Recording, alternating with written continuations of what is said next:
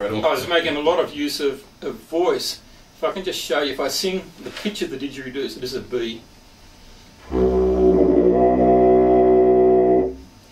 My voice merges exactly with the voice of the didgeridoo. The sound waves are in sync, and so you get a bigger, fatter sound. But if I sing away from the pitch of the didgeridoo,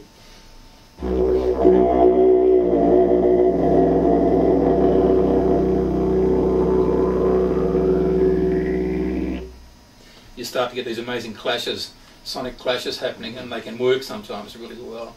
So you've got to be careful. You notice I had my hand on my spare ear so I could hear better what I was singing, actually in the didgeridoo. Yeah. What inspires the pieces that you write? Oh, the instrument. Typically, the instrument. You pick up a didgeridoo and you play it. It just happens. It's going to be like this or like this or like. These are both slow instruments. I've got a couple of fast ditches here as well, and so. And of course then the didgeridoo vocabulary is a limited thing. And with your you can go, so t and d and k are good. So, like beatbox sort of stuff. Yeah. With my smile, wah sounds are done with your chicas muscles. And with your diaphragm, like a hot Labrador.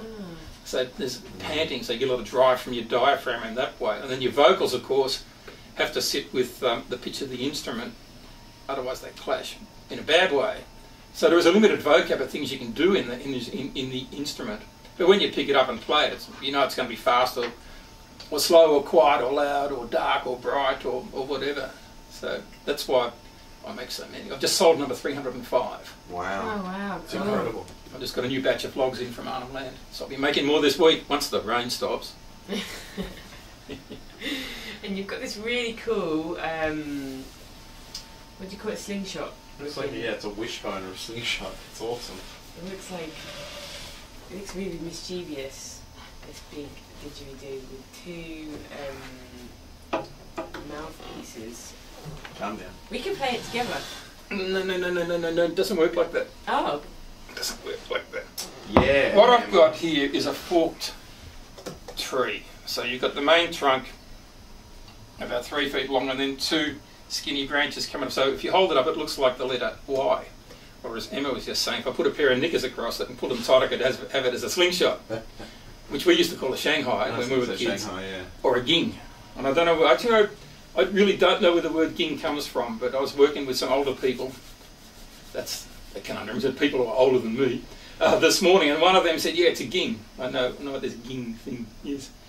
And so it's got 3 orifices. It's got the big orifice down the bottom, at the bottom of the trunk, and then 2 thinner ones on the ends of the Y-shaped pieces at the top. And if you had two people playing it, you'd be sharing each other's garlic breath.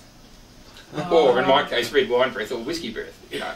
But if I cap one end with my hand and blow in the other end, so the sound has to come out the bottom.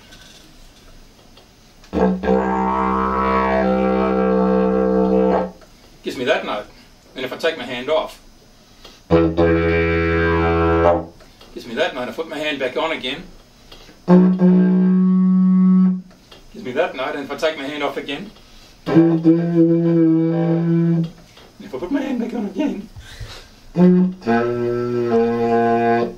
so it's actually got 5 notes.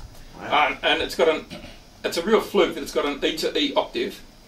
Get it warmed up first. Didgeridoos work on spit. You've got to get a lot of spit in them, a lot of warm air in them to make them.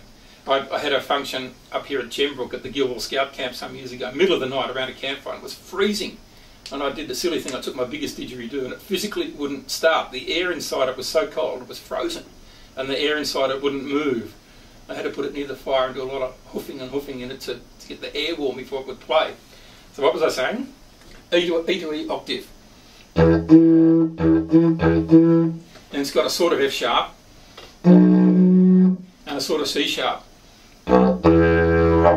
So it's a fluke, but it's pretty much in tune and you can do things with it.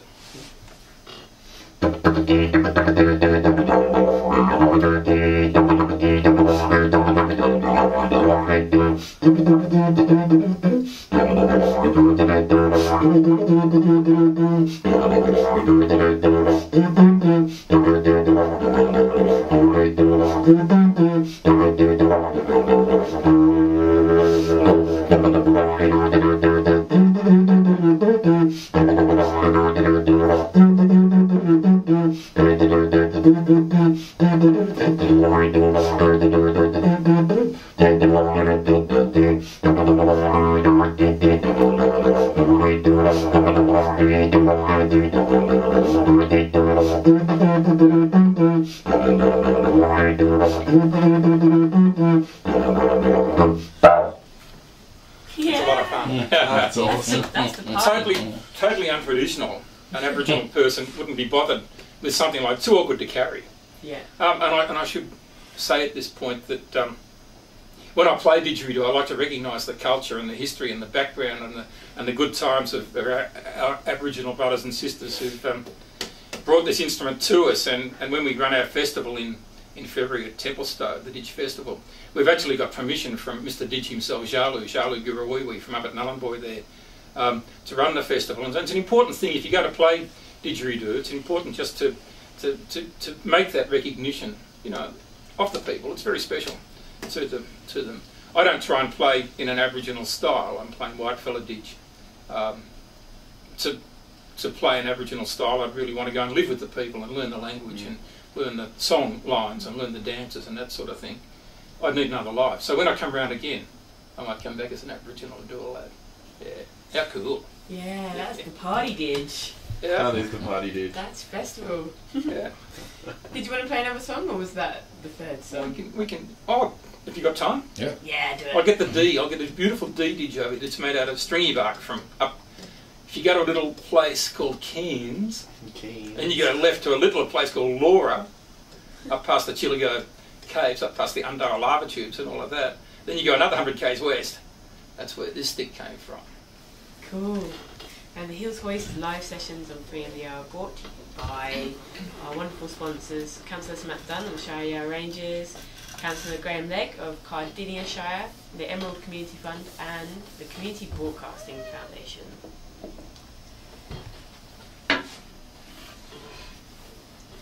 very lucky to have Stax the Didgeman in the live sessions today. So I'm just putting some spit on the mouthpiece. It's very important to get a good seal here. And the kids always wonder, why is he putting spit on the end of the didgeridoo?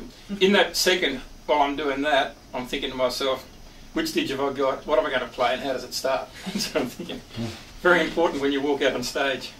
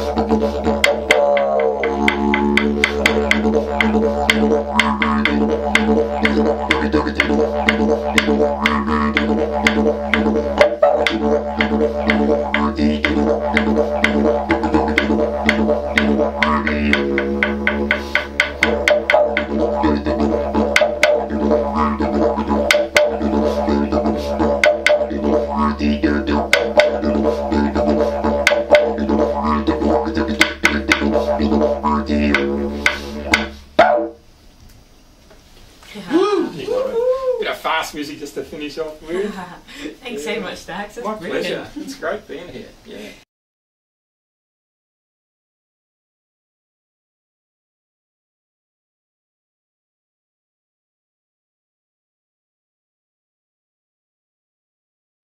I love radio.